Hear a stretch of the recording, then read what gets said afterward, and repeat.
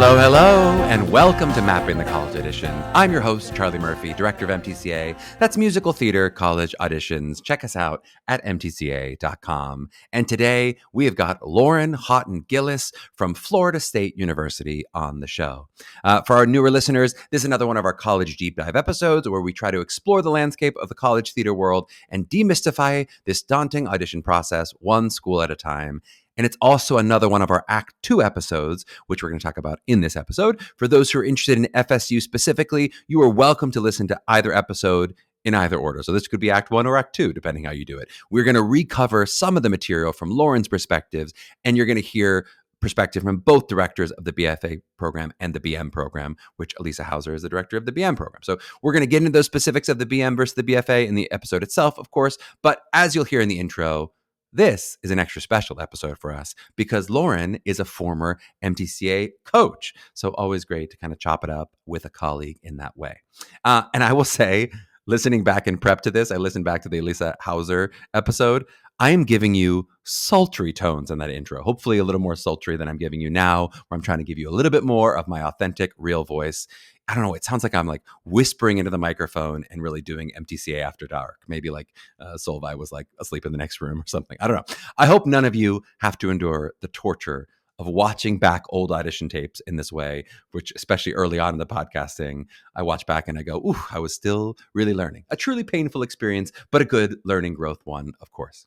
But okay, I'm going to try to keep this intro a bit shorter because I'm actually recording this before leaving for Chicago Unifieds. But by the time you're hearing this, both Chicago and LA will be done when this episode is released. So I'm going to give that completely unnecessary caveat that if any musical theater emergencies happen in the next 10 days, they will go unaddressed on this podcast until the next episode at least. I will say to our juniors, we are so excited to see you at Junior Intensive, which is rapidly approaching. And to our seniors, please keep crushing it in these last few auditions. I know post-Unifieds is kind of an odd stretch. Some of our students are really done after Unified. Sometimes they'll have their last audition in Chicago or in LA. Some will still have a good handful of auditions, like one or two, and some have still a bunch left after Unifieds, right? But I also know it can be tough to keep up that momentum after the rush of Unifieds, the rush of doing audition. It's tough to keep up that energy sometimes in those last handful. So with knowing there can be a bit of that air coming out of the balloon, I challenge you now listening to this, pump it all the way up, right? Bring in that energy. Let those last few really be a celebration of your amazing work that you've done to get this far, right? Every year we have students who end up attending their first audition. You've heard examples of that. And then we have students who end up attending their last audition. So maybe that will be you, right? Let's treat each of them with that much respect that it could be you, right? Run through the tape, really soak up every bit of that experience. You know, I'll just say in general, we often talk about it after the audition process is over, but this is a really unique process in that it rarely in your life after school, rarely will you have so much eager attention from all these amazing educators behind the table or just people behind the table, right? It's hard to get auditions where people really want to dig in and interview you and give you adjustments and all that amazing stuff that you get to do. Not that that'll never happen again, but it's rare that it'll happen back to back to back and you'll get to do 20 in a month. Maybe you'll be the exception to that, but most actors, they're like, man, I would kill for auditions like that, especially that happen again and again, and where there is so much interest from behind the table. So, really soak it up and enjoy it while it lasts and run through that tape. Also, for our non-MTCA or our not yet MTCA brethren out there, don't forget our Meet MTCA workshop is tonight at 8 p.m. as this episode releases. That's 8 p.m. Eastern tonight on February 12th. So if you're listening on your drive home from work, head over to our website at mtca.com and sign up. Then you can continue listening to this episode after the workshop is over. I mean, be safe with the pulling over and don't get in accidents, but do that, right? It's a great chance for you to meet me. It's a great chance for you to meet the team, get some information on the expectations of the college process for those who are not already working with us. And again, it's free. Tonight at 8 p.m. You can't beat free and immediate. It's happening now and it's free. All right, let's get to this special episode with Lauren Haughton Gillis from Florida State University.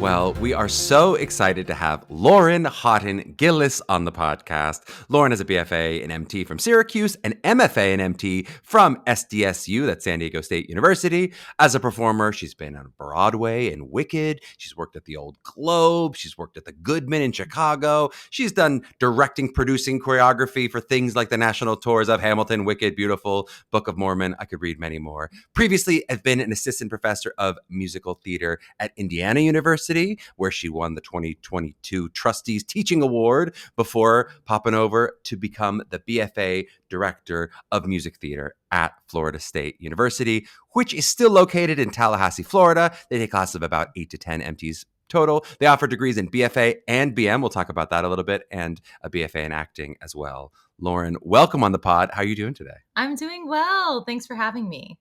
We're so thrilled to. Now, it's especially exciting for me because not only are you representing a returning school after getting to chat with Elisa Hauser about the BM, not only are you representing a school which we just had an exclusive audition with, which we got to do this year, and we're really excited about that, but you're now joining a special guest, special sort of class of the pod, which is a podcast guest who's an alumni MTCA coach, having spent a few years on our dance team before you moved into the collegiate world. So triple yay for us. And I'll just say in general for our audience, this is another one of our Act 2 episodes. I won't go into all the specifics that we hit in Elisa's episode, so please do check that episode out if you're interested, as well as a compendium. But we're going to try to recover some of those basics and go a bit deeper as well into the BFA specifics. But before we do all that on FSU, and here's my long intro, can we just do a quick catch up with you on anything else you'd want the folks to know about you, Lauren, before we get into the FSU of all? So any fun facts or sort of your journey to teaching? Yeah, you really, you got the bullet points of the bio. I think I did do the thing, right? And I think a lot of people are getting into higher ed that were performers for a very long time. So I think that's a strength of my teaching. It's also who Elisa Hauser is, who I run the program with. We were in New York doing the thing, and we had this calling. We had this for me, I don't want to speak for Elisa completely, but I needed a new challenge. I was very, very lucky to be a part of Wicked for a very long time.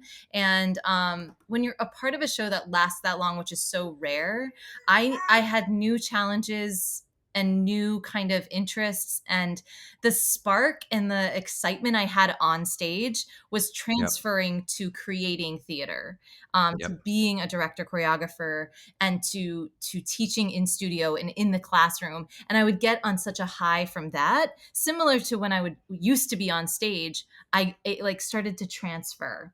So I had to follow that impulse and instinct. And that's why I'm here, because I want to be in service to the next generation. I want to try to guide them to be and to have a career in this amazing art form of music theater, musical theater.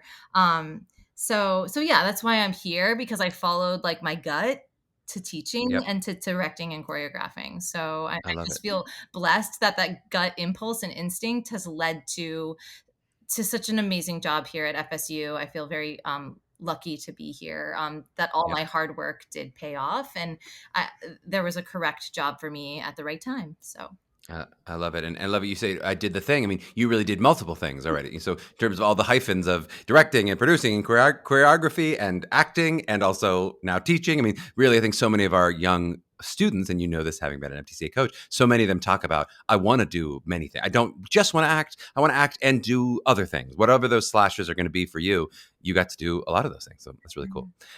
We'll just throw in the little mea culpa that we do hear a little child in the background. You're not crazy. There's not someone crying on your microphone on your end. That is Lauren's child who's joining us on the podcast. Yes, I did just have a baby in May. His name's Alistair, and he is right behind me. So I apologize, but I'm trying to do two things at once: be a mom and be a professor. Always a multi-hyphenate, always, even when just on a podcast. So maybe our listeners will get a little quick glance at some point on the video for those who are watching. But let's get into FSU a little bit. So, in your experience, I know this is you're still newer to the job, still getting to know the landscape, but having taught at different places, having worked with different kinds of students, what do you think distinguishes an FSU student? What makes someone feel like, hey, this is the kind of student that we tend to attract to Florida State? It's kind of overused, but it is truly like a triple threat experience. So the Uh-huh. the the school or the program was founded in like 40 years ago. So Yep. you know this, Charlie, because you know a lot about a lot of programs. That's an older program. Yep. Musical theater is a newer kind of degree, right? Like opera Yep. performance has been around, acting has been around, right? But Yep. musical theater is a newer degree if you're talking about years and years and years. So Yep. FSU actually has been here a while. They've been existing. And what's so great about that is we are really steeped in the College of Music, Yep. in like the dance spaces. There's an amazing BFA in dance here. All of my students take their technique classes at the School Uh-huh. of Dance, and Yep. then they get all the amazing theater classes in the School of Theater, which is where I work. My Yep. dance classes are very storytelling based, style based, and very musical theater, right? But Yep. they're getting their techniques from the technicians. So, Yep. you are going to come out of this program a triple threat, and we are looking for triple threats. Now, does that mean that when you audition, we want you to be like polished in all three areas? Absolutely not. Yep. That's why you're going to school, right? Yep. So we're looking for you to be strong in two, and we feel like you're going to graduate with feeling great in all three. So it's just Yep. the potential for like a triple threat performer, I would say. That's so it's well said, and I think it's actually not as common as you think. I mean, I think maybe 20 years ago, many schools would have described themselves that way. A lot of schools don't. They shy away from talking about, "Hey, we really are strong in all three," and or even breaking it down specifically into those three. I think partially because people are excited talking about some of the ooier gooier authentic artistry and who you could be, and we don't need you to be good at everything and in those ways. But so it's actually I'm surprised how few schools will say like we really want you to be excellent at all three areas of musical theater. In some ways, it's I think distinguishing. by the time you graduate, and I talk to each, we don't accept a cookie cutter. We aren't a cookie cutter program, but I would be wrong to say to someone, yeah, you don't really need to train in dance. The program Right. is set up to take dance classes 4 times a week. Yep. Does And that there are a surprising number of musical theater programs where they will say that. They'll say, "Oh, we'll take a dance class, but anybody, any version of movement, it's all fine, even if you've never moved before. There is no dance as part of the audition." That is more and more common compared to where we were 20 Yeah, years and ago. I mean, looking at who we've called back this year, not everyone's like an Sure. amazing technician, or like, or not who we've called back, but who we've seen thus Yep. far. They don't need to be like competition dance. That's not what we're For looking sure. for. But it's just a fact that the training has a lot of dance in it. So, and I Yep. do go to the student. If you're admitted, if you're currently in the 4-year experience, I go to them and they're like, I'm still feeling like not quite confident in my dancing. And I'm like, Mhm. so when you leave here, are you going to be going in to sing first and then Uh-huh. decides and then dance? Or do you want to dance first? Do you know? Yep. So I just want them to feel good. Everyone, almost every show on Broadway, you are going to have to do a movement element. For sure. Harry Potter. Even if you're in the back just, giving a little shimmy, but you're doing something. You're not standing still. Harry Yeah. Potter has a movement call. Yep. 6, even to be in 6, you have to do, I Yep. think, the dance calls first. So Yep. I just want my students, if they're going to graduate and feel most strong as a singer, I want them to feel really confident as a strong singer to do a movement call. That's Yep. what I'm saying. I just want you to Yep. graduate and be in singer spaces and be just an excellent dancer in those singer spaces. In the So singing it's spaces. not Yep. like we're producing cookie cutters that like who can just like turn it out like a machine. That is not Yep. the case. Yep. Everyone is a different human. Everyone has a different, like, authentic performing personality. Yep. And we are going to come to them, but we just want them to be, we don't want them to be in dance class 4 days a week and be bored. And be bored. Yep, I love it. Well, before we get, I wanted to talk a little bit more of those curricular specifics. I love you're already talking about dance 4 days a week, but can you tell me a little bit just about the BFA and the BM of all? Right, I know Elisa talked about that in her episode, but I think this is a unique enough program. It's worth just sort of explaining to our many students who will have this question of how does it work with the BFA versus the BM as we do this. So the differences are, you're going to take the big holistic difference. As a BM music theater student, you are in the College of Music. You're going to take a ton of classes in the School of Theater. You're going to be a part of the main stage productions at the School of Theater. But Yep. ultimately you are getting a degree from the College of Music. You are planning a recital your senior year, much like a voice student would. Yep. Does it need to be classical music? No, it's generally Right. music theater repertoire from start to finish, or pop songs, or whatever they want to do. But that is a necessary item to graduate. The School of Theater BFA, you do not plan a recital. Yep. The BFA, you do crew work on main stage productions. So many schools do this, right? You perform all 4 years. You can audition all 4 years, but you also need to work on at least one crew, I believe. Mm-hmm. Costumes, scenic, Yep. etc. You do not if you're a BM. BMs take a lot more theory. Our BFAs take theory. They take plenty of theory per NAST requirements, but the BMs take a lot more. A lot of our BMs are composing. They're writing musicals. They play piano. They come to us. We have a violinist, or so they're like a little more steeped in the music, right? They want Yep. more. They want more theory because they're writing songs. And so our BFAs, some of them also play. I'm not saying that they don't like play instruments or what have you, but the focus of the curriculum is just a little different, right? You're going to Yep. take directing. You're going to take a Shakespeare class. You're going to take theory, but just like 2 semesters of it instead of 4, perhaps. And just to be clear, you're saying you'll take a Shakespeare class as a BFA, but not as a BM? It's not required. You can Yeah. still fit it in. We have fitted in for both, right? Uh-huh. There is room, and it depends on what you come to us with. If you come with some AP credits, if you've already taken some college courses, there's a little more wiggle room for people like that. Some Yep. people take summer courses, right? So I don't want to say there's just one way to do it. Yep. There's flexibility, but the required courses are different.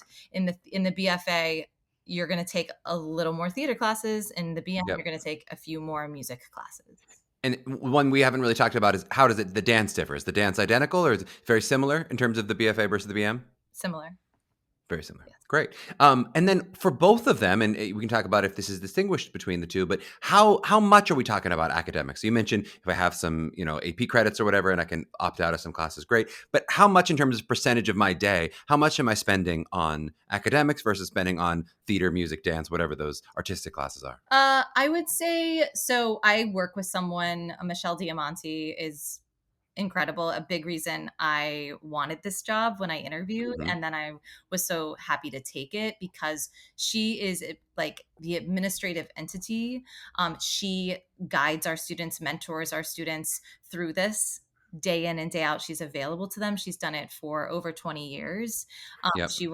She's at all the audition days with me. And she makes sure that they take everything they need to take, anything they want to take. She Yep. facilitates that student by student in a personal way, right? This is Yep. very important because I am the artistic entity. I am the Right. performer that lived in New York for 20 years. I need someone to be hand in hand with the students and making sure they get what they want and need out of their classes. Yep. So I am going to answer in a very general way, but she would know the specifics on this. And this is why I'm so glad I can't be everything or do everything, but she is an incredible part of FSU. But the way that it has been designed for 40 years is the first 2 years, they do a lot of their academic courses, right? It's Yep. FSU, it's a state school, it's a conservatory within a kind of liberal arts kind of college education. So they do have math, they do have these required courses. Yep. A lot of them are done, not all of them, not for every student, but I would say a lot of them they take in their freshman and sophomore year because the focus of junior and senior year is on getting into the industry, is Yep. refining all those skills and intersecting all 3 areas of singing, acting, and dance, right? The intersection of the 3 happens primarily within the junior and senior year. There's this incredible thing that's been set up, class that's been set up called Musical Theater Workshop. All of the juniors and seniors are in that together. And in Mm-hmm. the fall, it is focused around acting and singing. It's taught by my colleague, Chari, who is the head of MFA directing here. Mm-hmm. She's a fine, fine director, acting professor. Oh, let's see him. You want to come up here? She teaches the fall section of that. Hi, Mm-hmm. Al. Say hello. And I teach the spring section of that. Yep. And it's focused in movement, but I also have shifted that a little bit in that I focus on auditions a lot, Yep. and I focus on swing and understudy work. There's a small unit on that. That's a big part of my research and was a big part of my Yep. career. So, hello. And that happens. So the focus is a little more towards musical theater the last 2 years. Now they're getting it the first 2 years, but we try to squeeze in their academics more there. Yep. And you're talking about, I'd work with Michelle maybe if I want to get a specific minor or double major or something that's specific of going, this might come into the junior year. How does that work? And how do I schedule that? That would be more that individual attention. Yeah. Yeah. She's a dream in that way. And Yep. I started in academia full time when I got my master's in 2018. So having someone who understands how the university works at large Yep. is paramount to my job and helps me be the artistic entity to the students, which I think is what I'm here to do mostly. Yep. Yeah. And you mentioned, of course, you yourself, we know, are a really strong dancer in terms of the world. And the program, I think, is really known for having really strong dance training. How does that work with different levels of students as they come in terms of, I guess, leveling amongst the MT classes, but then also which kind of students would be taking more at the BFA dance level? And how does that work in terms of how individualized the dance training is versus how sort of everyone's taking the same? Okay, so it's shifted a little since I got there. I curated two classes in my time at SDSU. Shout out. I figured out what I wanted to do and curated a class that it takes place over 2 semesters. It's called Musical Theater Dance Styles. I think many places have something like it.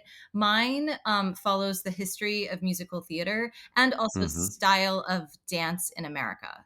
So Mm-hmm. it's like, why do we see in Kiss Me Kate so much swing on stage? Oh, we study the swing era and like Mm-hmm. kind of where things are coming from. And, I had an amazing professor who was my mentor in dance who taught a lot of his stuff. He was an American Dance Machine, taught a lot of the, you know, choreography and the choreographers of the time. But what I did in grad school was I really want the students to know why swing showed up on the Broadway stage. Why did kind of a feeling of Latin jazz show up on the Broadway stage in the 50s?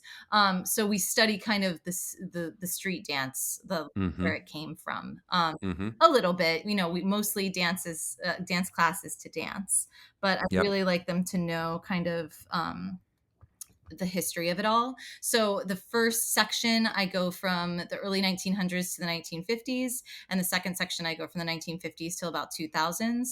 And then with the juniors and seniors, I kind of focus on present day, like everything Yep. from like Wicked to present day. So I really like to go through the entire canon and and talk about it. I do that with all levels. So you get the first section in your sophomore year, Musical Theater Styles 1. You get the second section in your senior year, Musical Theater Styles 2. And then in workshop, we work on auditions and more present day choreography. I am able, because I've had to at many institutions, teach all levels in a space. So like if a combination has a double turn, those that are doing singles can do singles. Those that are doing triples can do triples and more if Mm-hmm. they want to do more. Something can be a flick kick for one person and it can be a full-on batma for another that's Mm-hmm. kicking their face. And I've adapted a lot of combos, so I'm able to kind of adjust depending on their level. Now, Yep. their technique classes that they're taking at the School of Dance are leveled. So Mm-hmm. that's where you come here and you're like a ballerina. You are going to test into a very high level of ballet, and you're going to Uh-huh. be surrounded by people who are at your level. If you're in a Mm-hmm. basic ballet and you've never even set foot in a ballet studio, you're going to be in ballet 1. You're going to be at the beginning, Mm-hmm. and you're going to feel like you can grow at your pace, right? And Mm-hmm. that's the advantage of being at the School of Dance. Now, in your sophomore year, if you come to us an advanced dancer and you want to test into the dance major classes, this Mm-hmm. has never happened anywhere else I've worked. You can audition, and then someone at School of Dance says, yes, we'd love for you to take some of our major classes. And in your junior and or senior year, you are taking with the majors who graduate from here and do like Yep. very they do companies. It's a very Yep. different kind of track. But we have two. And then you might graduate with a minor in dance as well I if you're don't doing that. think it necessarily means you're getting a minor. I think Yeah, Michelle would just taking say those higher classes. you Yeah. can if you want to minor, but you're just able to take those classes. And I have Yep. seen some of our dancers dance alongside the BFA dance majors, Yep.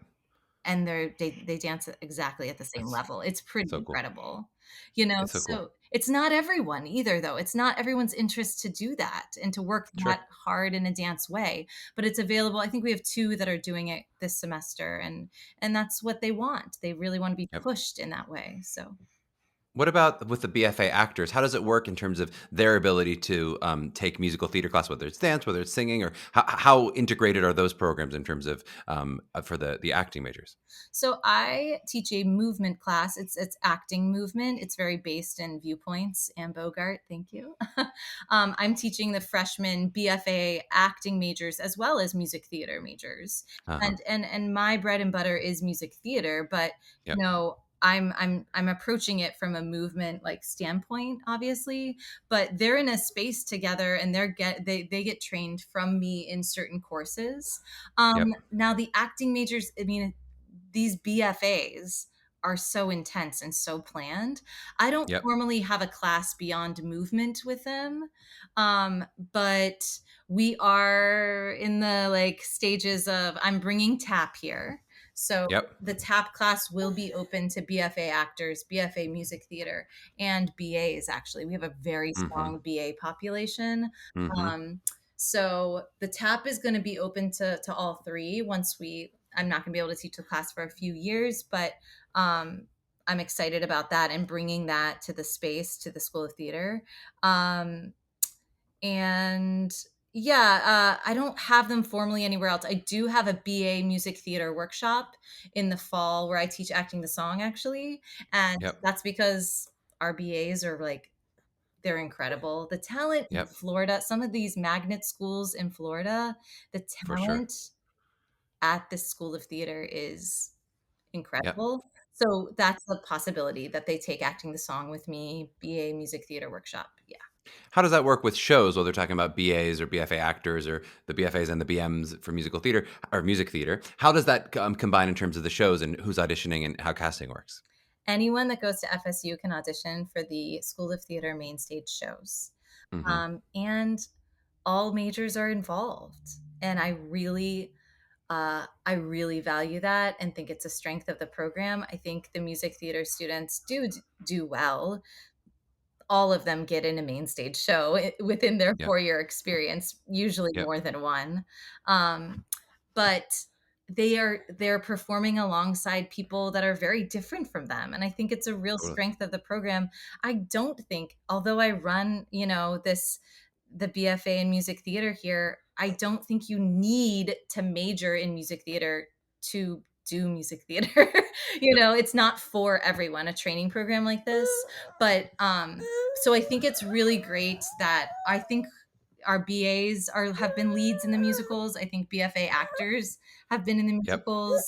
And then I think there was like a science major last year in one of the shows, like Yep. Yep. Totally. Well, it mirrors the real world, right? That's certainly true in the real world that not only people with BFAs get cast in professional shows. it's Um, replicating the real world, which is an advantage.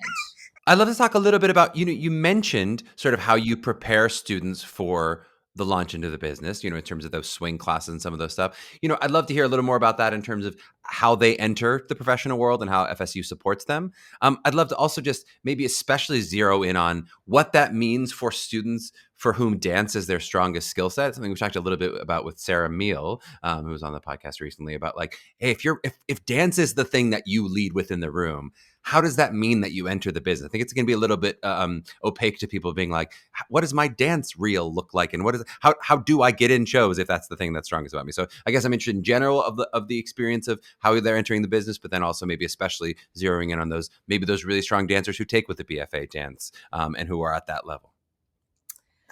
Yeah, it's tricky. It's tricky. And I'll say this is a constant conversation because like my singular experience is one way and one thing, but Yep.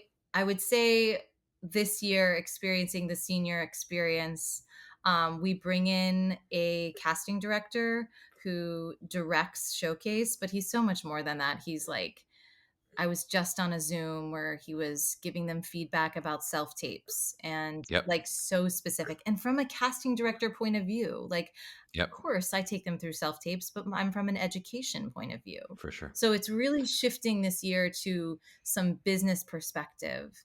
And he is Yep. asking them, and I do ask them too. I was like, so if you take an agent meeting, they're going to ask you, do you want to sing first or do you want to dance first? And we do have Mm-hmm. some who are like, I feel equal.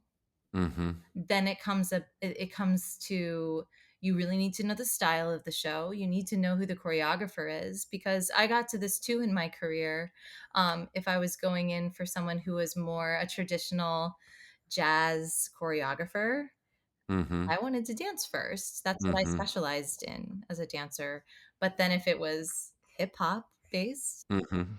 that was, You'll sing first. I would like to Yeah. sing first because Yeah. that is not Mm-hmm. something I specialize in. It's something I Yep. will attempt and I will definitely try to do in a show, but it's not the first thing I want to present Yep. to the creative team. So I'm Yep. really putting it upon my students to know who's in the room, know what they do. A big assignment I do in their senior year is to research a current choreographer that's working. Yep. And like yesterday, we got a presentation on Jennifer Weber. We've had Sonia Taya. Like, they do these huge PowerPoints and they have to explore and show the choreography and talk about it.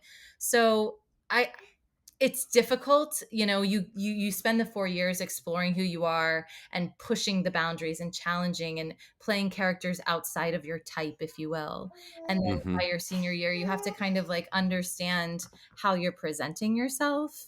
Yep. And that's hard, but I think that's the questions you're going to get from casting directors and agents, and knowing what are the spaces you're most comfortable in, essentially. And you're going to have to probably sing, act, and dance if you're trying to get in a musical. But it's like, what do you want to do first? So if Yep. they're more empowered and they've done the research on the show and the creative team, they'll know where they need to be, I think. Yep. I think, Yep. you research. That's a big reason to go to school, is to like learn how to do that. Yep. Well said. I'd love to hear just in terms of the Florida State experience beyond the School of Music or the School of Theater or the School of Dance, just sort of what is the experience of a Florida State university? If I don't kind of know, like, what's that going to feel like? Like, what is my experience when we talk about campus opportunities, when you talk about the campus life? Like, what is that experience of a Florida State student? Well, it's a big school. There's like 40,000 some students. So while Mm-hmm. we only accept close 8 to 10 students per year, there's only Yep. currently 33. Hello. There's only 33 in the music theater program right now. You're That's a drop in the ocean of the 40,000 to be one of the 33. you Yeah. can have that very like kind of one-on-one experience, as well as Mm-hmm. I want to go to football games. I went to a basketball game with my family like a month ago. It was so fun. Such Mm-hmm. a good night out. Um just you can be in a sorority, you can be in a fraternity. Our Mm-hmm. students are able to do that, and I'm watching them do that gracefully. Yep. And yeah, it's not like everything, like there's certain things that meet every day. Like, I was Yep. learning like the Golden Girls, that's their name, the dance team that Mm-hmm. plays at all the games. They're Mm-hmm. incredible. They're such good dancers, but they like rehearse every day. Right. Or That's not going to be an option for you if you're doing a show. Yeah. music theater students, I don't think have ever really been able to do that. I don't know exactly, but like, someone asked us that the other day at an audition. Or like the a cappella group is so strong here and they meet every day to rehearse. So Yep. it's just the reality of that. I want to say, yeah, maybe one semester you could. It's like it's difficult, let's say. Yep. Yeah. You're talking to someone who tried to play for his college baseball team at one point, and it was not possible. Just could not happen. I was like, I'm getting up at 6 a.m. It still can't do it. Can't make it work. Yeah, but there are clubs you can be a part of. Anything, you name it, they have a club for it. There's just a wide variety of people going to school here, and therefore Yep. there's groups if you want to be a part of them. Yeah. Totally. I'd love to talk a little bit about cost. You have this wonderful distinguishing in-state versus out-of-state tuition, which is really a large difference. Our crack research team has in-state at 11,000. That's a much less than the out-of-state 37,000 number. I just love to talk about like basically how does it work in terms of what I could expect to pay maybe as an in-state tuition in terms of potential scholarships beyond that, and then out of state person, how I might be able to get that number down from the 37,000 number. I will say I don't want to talk specific numbers. It is almost always significantly less than both of the numbers you just said. Yep. Um, Does that primarily come from academics, primarily from talent-based money, from need? What sort of is the driver of that in most cases? It depends. It's student to student. If you're an honors student at FSU, there's a lot available to you as far as scholarships. Yep. It's a pretty prestigious state school. It's Yep. getting harder and harder to get in because there are advantages to like the in-state tuition and the in-state programming here for students that have really high academics. It can be essentially free to go to FSU. Yep. I don't want to speak like I know exactly. That's why Michelle exists. But Yep. it was a big motivator to come here. I would not have got through school. I had a single mother. I would not have graduated if I didn't have a lot of scholarship and a lot of help. So I don't know specifics, but I can say a lot of our students graduate with very low or no debt. Yep. Because there is a lot of help. A lot of help. And does that mean when we talk about the breakdown of how many of your students end up coming from Florida, given that disparity of cost, what percentage are we talking in terms of how many people you think come from the Florida area, especially maybe with the BFAs and the BMs? It depends. I mean, I will say we have there's not a lot of schools in the Southeast that have a music theater degree, but I would say it's hard. It's class to class. Maybe a fourth of our students are Floridians. Are from Florida. Yep. We have a lot of Georgia too, but that they don't get Right. in state, obviously. Yep. But it means those Georgians must be successfully bartering down that tuition in some ways, whether it's academics, to potentially bring that cost down. I will say, I've worked at other schools, not full time, but I've worked at a lot of schools in summer programs, et cetera. It's the least expensive school that I've ever worked at, and that was a big motivator. I really think as little loans as you can take out in an industry like music theater, I'm for it, and I wanted to be a part of a program that has that in place. I will say FSU at large has not raised their tuition in like 11 years. So that's like kind of a FSU thing. And so it's affordable, especially compared to a lot of programs out there. I love it. Okay. My last question before we take a quick break is just, okay, now you've done this wonderful MTCA private audition. You've got lots of MTCA students who are going to have lots of options, including yours.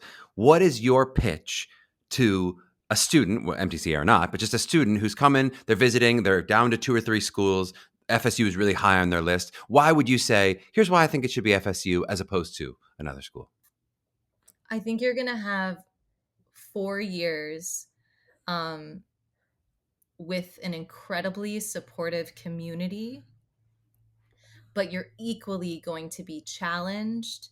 You're going to be challenged at school to step up as a professional. In your time here, you're going to be pushed and challenged in the way that you're going to be pushed and challenged in the industry. So it's that intersection of community and professionalism, I think is the Florida State student and what we're striving to cultivate here. Well said. Okay, we'll take a short break, and on the back end, we'll talk a little bit about the admissions process. So back in a flash.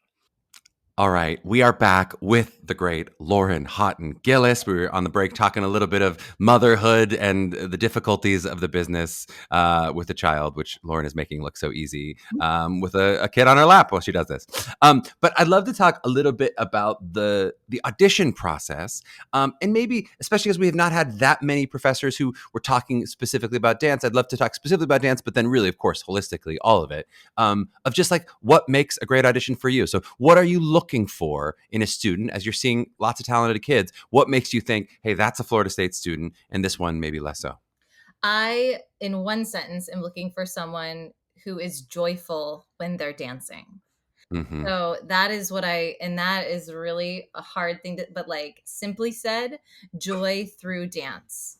And Yep. so then therefore when I center my like kind of when I center it around that, it's not leveled. It's not like, Yep. oh, they did this trick or they did this many turns, which is Yep. exciting, but that's essentially like that's technique, right? Those are elements. I think musical theater dance is, yes, there is a high level of technique on Broadway right now, but you also have to storytell. You Mm-hmm. have to be a storyteller. So if I see that you're having fun and your dancing brings joy to you as a human being, Mm-hmm. I'm interested and I'm curious about training you because obviously something is going on inside of you where you have to dance. Yep. That's also when I'm training students in programs, when I feel like they have to come to class that day, they have to be in the Yep. studio, they have to dance. And not all of my students end up being people who have to dance. That's fine. Totally. It is a big part of being in the industry, but like that may not bring you supreme joy, but like Yep. I'm interested in seeing just an inkling of that when you're auditioning for me, whether that's Yep. me as a choreographer or me as a program director, you know. I love that. I love that really across all three disciplines. But I'd love to ask, and I want to open it up a little bit more to singing and acting too. But while we're on the dance of it all, you've been asking this question of a lot of professors because, I think sometimes we go, oh, this kid's talented, that kid's not talented, or not, we would say not talented, but we say this kid's very more talented or whatever. Yeah. And I'm not sure we always know what we mean when we say that. And especially, I've been asking it of a lot of acting professors to be like, what really do you mean by acting talent? I guess I'm interested in like, when you're looking at a dancer and you're looking at something like capacity, you're looking at something like, hey, this person I think has a lot of potential to grow. Like, what are you looking for beyond the joy in terms of that will be someone who will grow? Wow. What are you looking for that goes, this person, I see talent, I see potential that I know with a little 4 years of work, I can really make this person grow as a dancer. What does that look like for you? Athleticism. I Mm-hmm. have trained a lot of male presenting dancers. No, not just male presenting. That's wrong. Female and male presenting dancers who have a lot of sports in their past, in their history. And sometimes I'm almost like, oh, have you danced for a while? And they're like, oh no, I just started a year ago. And I'm like, Mm-hmm. and they're just Mm-hmm. coordinated in a way. Listen, I was not a sports person, but they know their bodies. They know how to shift weight, right? They know Mm-hmm. they understand just coordination. People who are really fine musicians or play an instrument, Uh-huh. really good rhythm, musicality. Oh, Hi. musicality. And that is music theater dance, right? You Yes. have to dance in dialogue with the orchestra, with Mm. the drummer, okay, you're picking up the percussion line here with your feet, and your upper body is kind of with the strings. And Yep. someone that understands that in a musical way is exciting to me. And I can see Yep. that. I can see that from like your little 1 minute video. I can see Yep. if that's your strength and you chose a song that brings your body to life through dance. I'll see that. Yep. Yeah, but I would say athleticism is strong, musicality. I can see if someone isn't necessarily been in studio a lot or maybe has just been in a lot of shows. I can see if Mm-hmm. they have just natural flexibility and Mm-hmm. work on that over 4 years too. So there's different things for different people, but oh my God, to be a good strong musical theater dancer, it just takes so many elements. And so It takes so sometimes much. people Yeah. just have that innately, right? Yep. It took me a while to realize how much of what was lacking for me as a dancer was my own sense of rhythm. Because I was an athlete. So I was actually really coordinated on a basketball court. Oh, I make these steps and no problem. But I could not put it together as a dancer. And I'm a much better singer than I am a musician. For me, whatever the rhythm, music of it all, that was always really hard for me. And that often why I wasn't picking up the steps, it was like, it's not that I'm not coordinated, but I can't put it together with the rhythm of it all. So wouldn't have passed FSU's dance call, I'll tell you that much. But let's open that a little bit more to the singing and the acting a little bit more. So what are you looking for when you're sitting behind the table and you see a singer? Is there anything beyond probably that joy, I imagine, goes across the board? Is there anything else that you're looking for in terms of, hey, as a singer, as an actor, I'm really going to want you to bring this to the table? Yeah, just if they don't at first, and I give them notes, elements of storytelling through song. So Mm-hmm. so I did Wicked, and I worked with some of the most, I'm not, but some of the most amazing singers. And the ones who really over the years moved me, my husband was also a performer. So I've been around a lot of big singers, and Mm-hmm. who cares? Yes, if you're going to go into opera, that's about one thing. But if you're going to go into music theater, it's all about how is this song getting you from one point in the show to the next, right? And Uh-huh. you as the actor need to be able to do that. So I think he's getting tired. So yeah, being able to take notes, either starting to do that or being able to take notes towards storytelling. So Yep. if you already come in with a very strong voice, then starting to be able to show me and Elisa that you're going to do more with that voice than just sing pretty notes or Yep. riff or what have you. Um, Yep. and yeah, I mean, I think the joy thing goes through all three. I think just not pushing, uh really like showing me the moments. Like if you're talking Yep. about a monologue, it's like showing you I've done the work. It's just listening, react, respond, right? Yep. Both in the song and in the monologue. Just really knowing who you're talking to, knowing the given circumstances, knowing your moment before, Yep. um all that stuff. And then how does that relate to when you talk about like the pre-screen video? So first, how do you guys use those videos? And then, obviously you're not able to give that direction and some of the stuff that you're mentioning with a pre-screen video. How are you viewing the pre-screen videos differently? If you know in terms of a percentage of students that you generally are getting a call back to, I'd be happy to hear that. But just kind of how is that culling process used with the pre-screen video? And then how do you guys use it in general for your school? Sorry, can you say that question again? I don't. Total. I'm saying with the video audition, how do you guys use the sort of pre-screen video in terms of, are you looking for different things as you're making that first cut? If you want to tell us a percentage of the cut of, hey, we passed half the pre-screens, we passed 25%. And then also basically I'm asking, do you also use it later in the process? Do you go back to that video at any point afterward? Oh, yes. Because I'll say, so first I'll answer it dance wise. So if you get a call back for FSU, we're going to send you a video of choreography to learn. So Yep. some people really thrive learning new choreography. Some people don't. So I'm going to keep their dance video to watch no matter what, because I want to see what you put forward, what style you like to dance in. Like, yes, I want to see how you pick up choreography, how you do in a musical theater jazz style, which is what I choreograph in. But I also will refer back to if I'm unsure, if I Yep. want to see your stuff too. Yep. Um, Same with like, with Zoom. Sometimes we see some people on Zoom for a callback, and just like, connectivity is bad. It's not a Yep. foolproof world where we are, Zoom is awesome for auditions yet. So those videos are essential. Oh my gosh, pre-screen videos, thank God. Yep. Totally. Totally agree. And then what about the academic side of things? So you mentioned FSU, of course, being an academically rigorous school or caring about academics at least. How does that work in terms of how a student would come to you in terms of when you would argue for academics? Have they already fully passed all academic bars before they meet you? How does that work in terms of your interaction with the Office of Admissions? That is also we have someone who like really handles that. So if we want someone talent wise, it is always a conversation. Yep. Um, but yeah, I mean, it's tricky, right? A lot of really prestigious music theater programs have very high academic standing, right?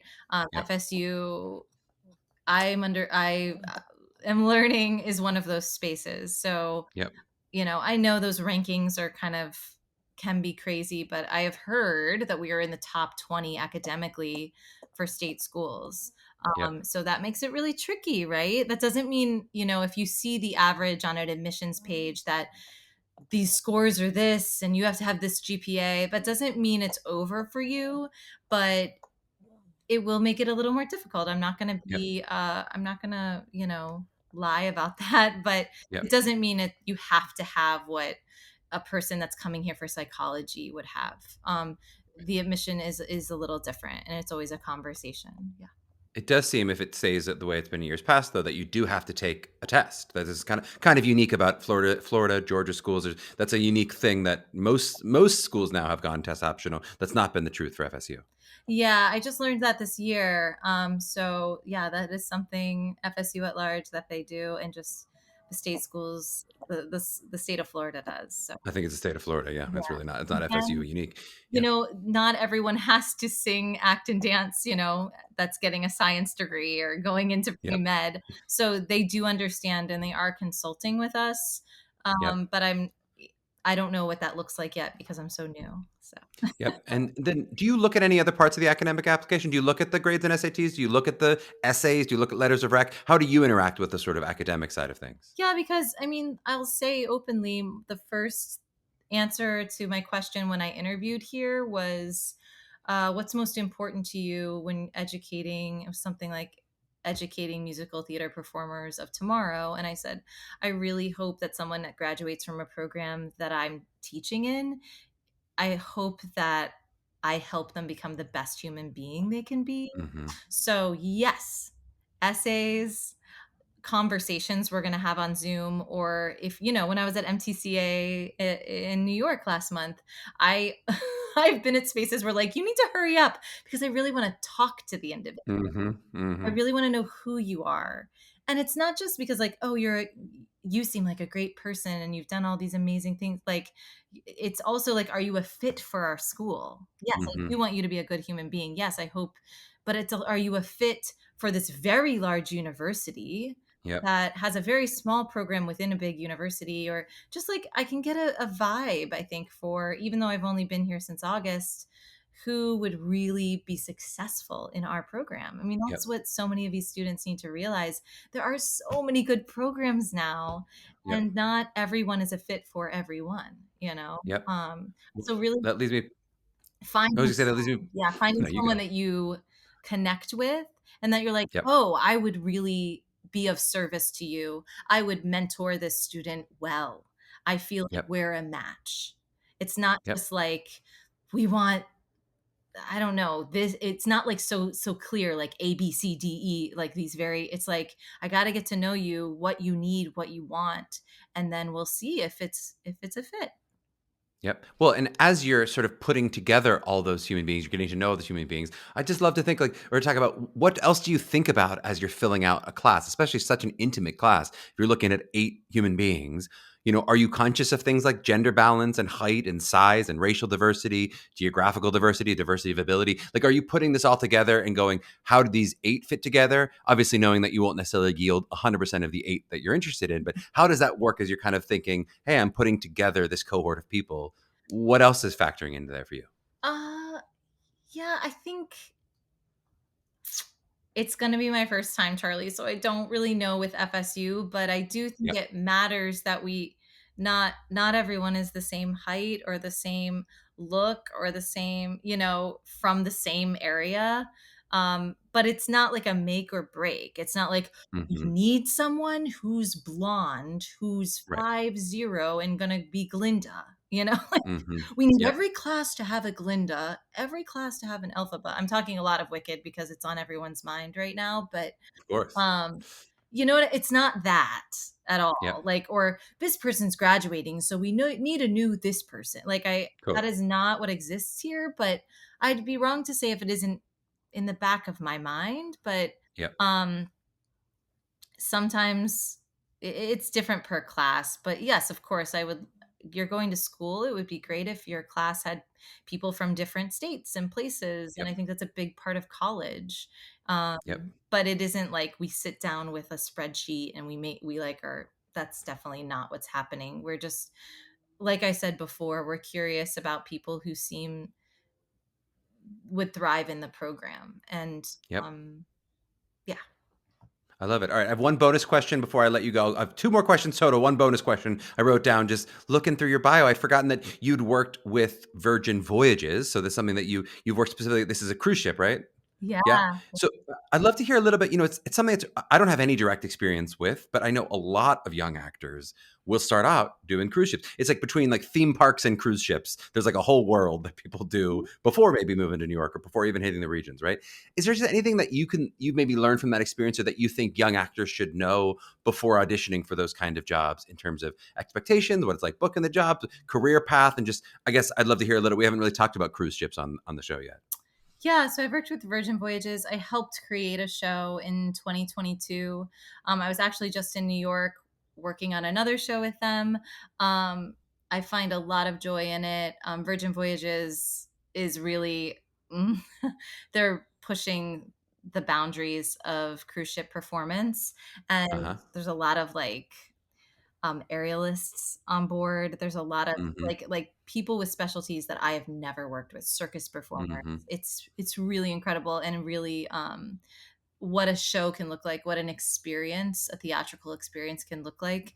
Um, is beyond my wildest dreams as a choreographer. It's been really, really eye-opening and fun. But yes, I'm learning because I never really worked on a cruise ship as a performer. I'm bringing back that information and all of my experiences on the cruise ship to my students. And I think it's an incredible way nowadays. Back when I was graduating, me it was just not as an exciting opportunity for me, or Mhm. I don't know what it was back then. I just wasn't as interested. But nowadays, the some of my dancers that I hire, the experiences they're having. I mean, they'll Mhm. leave a contract having gone to Cinque Terre in Italy and having Mhm. been to Ibiza and having been to Barcelona and like all of these tiny, tiny ports in France. And I'm like, I didn't even go anywhere until like late 20s, early 30s. Yep. Still, there's many places I want to travel, but Yep. they're like early 20s, mid 20s having this like experience all over the world, and then also meeting people on the ship from all over the world, people that have worked in circus, people who, and they're training on the ship. What's great about Virgin is they'll train on the ship in different areas. Like I had a Mhm. dancer that became, I think she trained in aerial, but she's very flexible and bendable, and I can't, Contortionist. contortionist. Oh, is that really the word? I thought it And couldn't be. that's, Hey, there we go. We as love a it. music theater performer, she went back to New York and has that on her resume. So it's a Totally. time, like, New York, you're hustling, you're working from like 6 a.m. until midnight. You're hustling all the time, auditioning, side jobs. On a cruise ship, you do your show, and a lot of the smart ones are training or Yep. like constantly learning another skill. They have all this time to A, travel, B, meet people from all over the world that are working on the ship, and Mhm. then C, improving their talents. So Mm. I think if you have the opportunity, there's a lot of great ships out there. I'm learning these days. Yep. I would scoop it up, save some money, pay off some debt, and it's a good jumping off point to moving to Chicago or LA or New Yep. York. Yeah. No, it sounds a lot like how what we used to talk about getting out of school, going, I want to tour early because it's Mhm. like before I have a family, before whatever, but it seems like that's a souped up version of touring if you're getting to tour the world and not just, some random cities in the country. Yeah. All right. I promised I'd let you go. My last question could not be more appropriate to you is just to speak toward the parents in this process. We have a lot of parent listeners, and as what we watch you effortlessly parent as you do this podcast. Just, from your experience, both, of course, you've got to work with parents directly with MTCA. I know you've done that at Indiana, now with Florida State. Do you have any advice for parents as they're trying to support and help their children through this process? If they're listening to a podcast, likely they are directly helping their children with this process in some way. It's like, what advice would you have in terms of how they can be most helpful to their children as they sort of help support them? Yeah, I think the main thing is thank you for letting them pursue this, because I think if that's in their heart and in their gut and that's their impulse and you're supporting it just by being curious, just by listening to this podcast, thank you, because there are a lot of my friends when I was younger whose parents said, absolutely no, like you Mm-hmm. cannot even entertain the idea of auditioning. And my mom, as a single mom, said yes. And Mm, she took me to all those schools, like back in 2000, it was like 10, 12 schools all over the country. And so just you're amazing for just supporting this. I think anyone who gets a music theater degree, all of my friends who went to many different programs are all doing incredible things, whether that's on stage or off stage, or mm-hmm. there's some sort of speech going around that like hire a theater major, Mm-hmm. because in this world where we're getting more and more dependent on computers and working from home and people Mm-hmm. just kind of in their own spaces, I think just being able to communicate Yep. um, is becoming a special skill. Yep. And I think that that's really important. And that's what a theater student that goes to university is going to be able to do. They're Yep. going to be able to listen, react, and respond. Like I said, Yep. I'm looking for in an audition. And that's not always happening right now in the Yep. world. And so if they go to school for theater, they're going to graduate a better human, hopefully. And yeah, I think if your kid's willing to put in the hard work, they can do anything. I think, rose colored glasses. I have two kids now, and life is not easy, but if you're going to get into this and you are talented and you're willing to work your butt off, I think you will succeed. Does that mean a Yep. Broadway show? Does that mean it looks different for everyone Totally. and it Yep. changes, but I think let them go for it if they're willing to put in that work. Yep.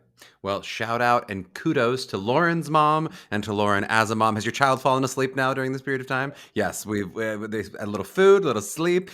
Your child joins the ranks of our own students who fall asleep listening to my voice, which is what most of what this podcast is. Is just the people, all the kids like to tell me, I fall asleep listening to you all the time, like it's a compliment. It's not a compliment. Wake up, students, wake up. If people want to check out more information on Florida State, where should they do that? Do we want social media? Do we want the website? What's the best way that they could check out more Oh, info if they want it? goodness. I think just go to the Florida State website. I think they just redid a lot. So it looks good to me. It's very clear. Elisa actually made kind of a diagram of the difference between the BM in music theater Mm-hmm. versus the BFA in music theater. So you can kind of look at that. That's very Yep. helpful. Pictures of past shows, etc. There is a musical theater FSU MT Instagram account. It is run by students, so I Yep. can't say that that's like university.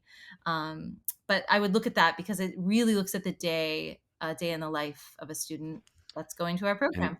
Yeah. we will tag that in this very post and in the show notes here so people can follow along there and go to the revamped website. Nobody loves anything as much as a revamped website. That's really, kids are really excited to go to see those things. Yeah. Lauren, I so appreciate the time today. Thank you for you. Thank you to Alistair. We really appreciate you making it work. Thank you. Bye.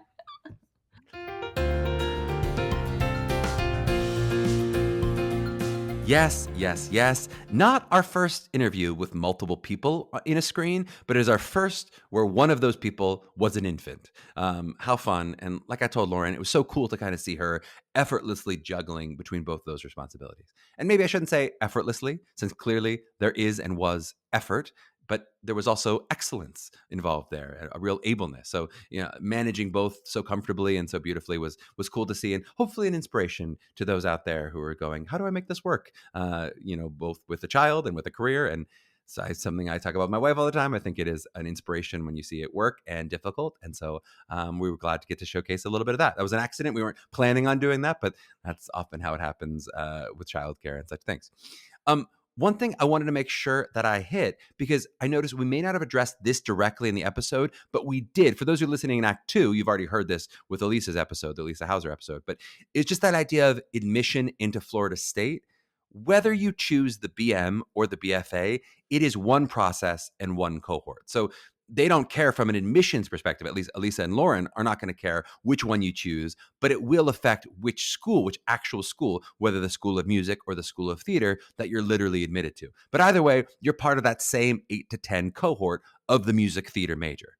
it's a really unique part of their program. And we've talked about it before where sometimes the MT degree is part of the School of Music. Sometimes it's in the School of Theater or the School of Drama. Sometimes it's in its own school of music theater. That's rare, but that happens where there's literally a school of music theater. And sometimes it lives in that nether region between schools where it's going to pull from multiple different departments.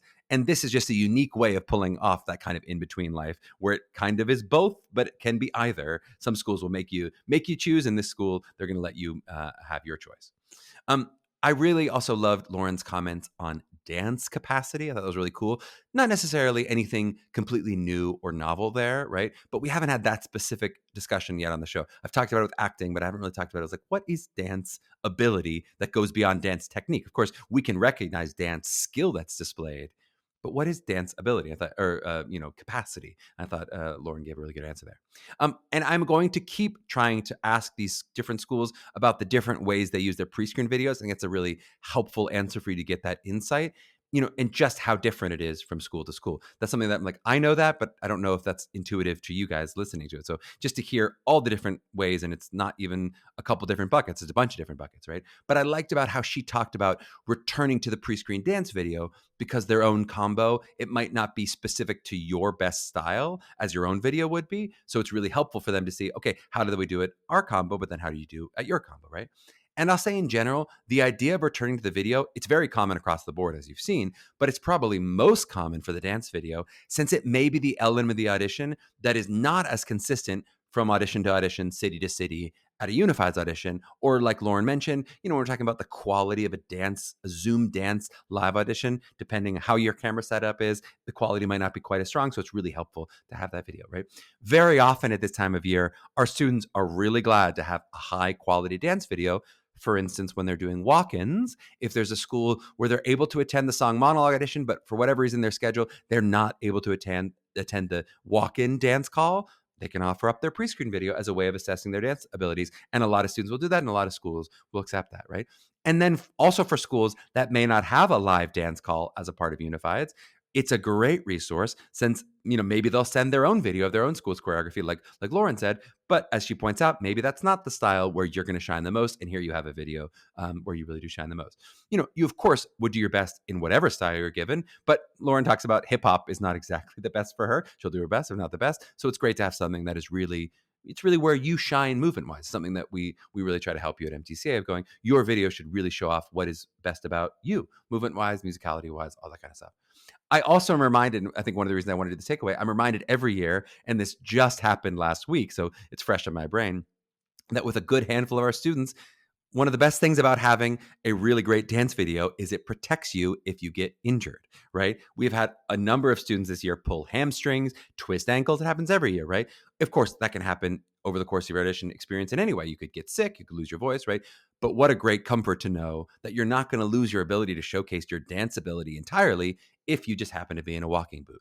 15 years ago, that really used to be the case. Like if you had a bad injury happen, I mean, we would have students like struggling for grainy video of recitals or whatever they could do. But for you to have that calling card of something that you feel really confident, this shows off my dance ability, to have that in your pocket just in case something goes wrong or whatever could potentially, what curveball could come your way. It's great protection. It's really excellent to have that. And then, yes, as we said in the episode, just a reminder that at least for now in 2025, it is worth taking your tests if you're looking at applying to these Florida schools. I say tests, but of course, I mean a test. Could be one or the other, right? Of course, all of this could change. Who knows what's going to happen as I record this on January 31st with the Department of Education. And I don't want to talk about politics, but all the different things that could happen and who knows what'll happen. But while I tell our students that I wouldn't make test scores or test prep too large a part of your process, especially if you're looking primarily at BFA and primarily at BFA conservatory programs, I wouldn't make it a huge part of your process to spend tons of time on test prep, but it still may be helpful for you to take the test for schools like FSU that will now be open to you and other schools, which we've talked about, which can give you a bit of scholarship money for having taken the test, right? Obviously, this will be to each their own. There are students who decide for whatever reason not to take the test, and it may not make sense for all of you. But I will just say, sometimes students opt out of it because maybe they don't feel like it.